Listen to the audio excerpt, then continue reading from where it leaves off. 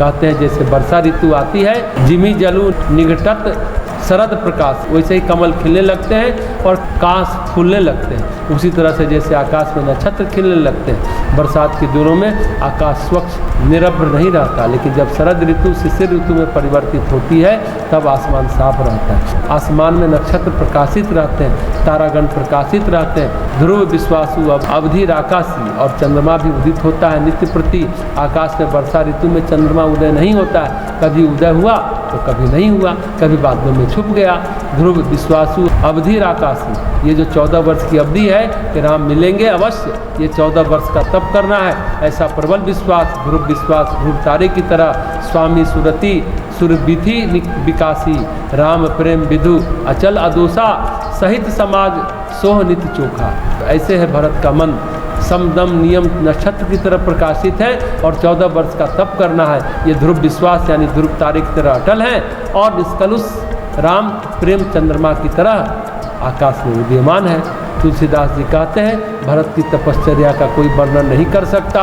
उनकी चेतना नित्य प्रति निर्मल होती जा रही है, नित्य प्रति उनकी निर्मलता बढ़ती जा रही है। तपश्चर्या कुछ विचित्र सा सत्य है जीवन का, विघ्न होते हैं, बाधाएं होती हैं, ऐसा लगता है कि अंधकार आ करके इस जीवात्मा को समाप्त कर देगा, लेकिन जब ईश्वर प्रेम में, ईश्वर अनुराग में भक्त तपश्चर्या करता है तो अंधकार छिन्न भिन्न होता चला जाता है। अंधेरे की घटाएं घिरती हैं, लेकिन वो घिरने के पहले, वो अपना प्रभाव जमाने के पहले छिन्न भिन्न हो जाती है। अंधेरा कितना भी हो, कितना भी सघन हो, कितना भी उमरे घुमरे, लेकिन इसको छिन्न भिन्न होना ही है इन सबके सामने। हृदय में प्रेम है, रोम पुलकित रहते हैं, हृदय में सिय रघुवीर है, जीवा नाम जपती है, आंखों से आंसू बहते हैं, प्रेम के अश्रु, भक्ति के अश्रु।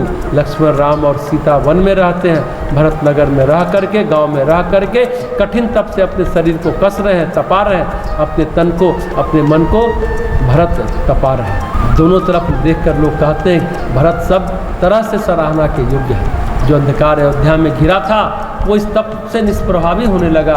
राम वनवास के समय जिस अंधकार ने अयोध्या को घेरा था, ऐसा लगता था अयोध्यापुरी विषाद में डूब गई, अब अयोध्यापुरी में कुछ नहीं बचा, अब अयोध्या का जीवन समाप्त हो गया, अब पता नहीं क्या होगा। व्यवस्था थी, अब अव्यवस्था होगी। अनेकों संशय उठ खड़े हुए थे, अनेकों संदेह उठ खड़े हुए थे, अनेकों भ्रम पैदा हो गए थे। और राम भी नहीं है और महाराज दशरथ भी नहीं है, इस अयोध्यापुरी का क्या होगा। चारों तरफ अंधकार उमड़ने लगा था, अंधेरी घटाएं घिरने लगी थी, लेकिन जब भरत का तप शुरू हुआ तो अंधेरा छिन्न भिन्न होने लगा।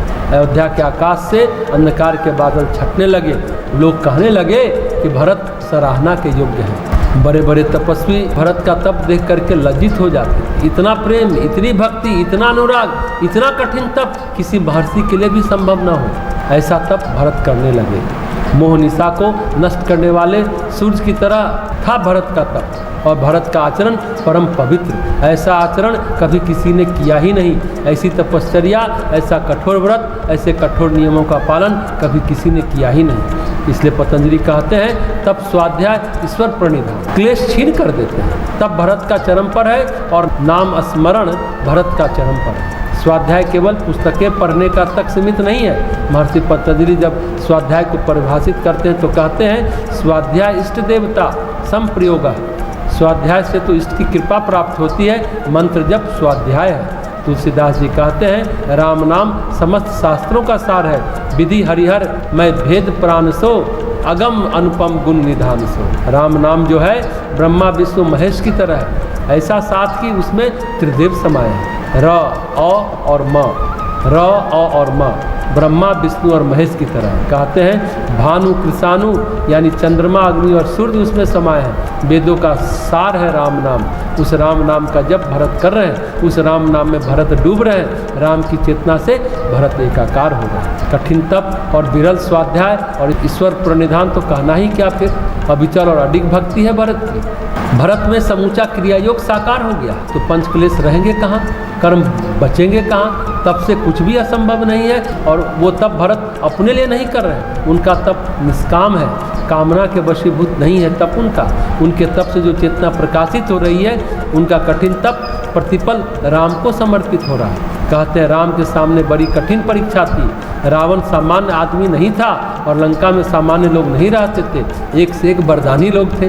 रावण का वध संभव नहीं था, रावण का वध असंभव कार्य।